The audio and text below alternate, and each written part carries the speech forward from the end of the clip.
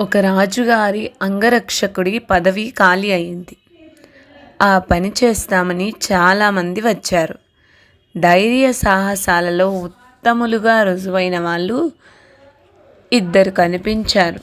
మంత్రి వారిలో ఒకరిని రాజుగారి అంగరక్షకుడిగా నియమించవలసి ఉన్నది. మంత్రి ఒకరిని ఇలా అడిగాడు, రాజుగారిని శత్రువులు ఎత్తుకుపోతే ఏం చేస్తావు అని. అప్పుడు అతను, శత్రువుల మీద యుద్ధం ప్రకటించి జయించి రాజుగారిని తిరిగి తెస్తాను అన్నాడు. మంత్రి రెండోవాణ్ణి కూడా అదే ప్రశ్న వేశాడు.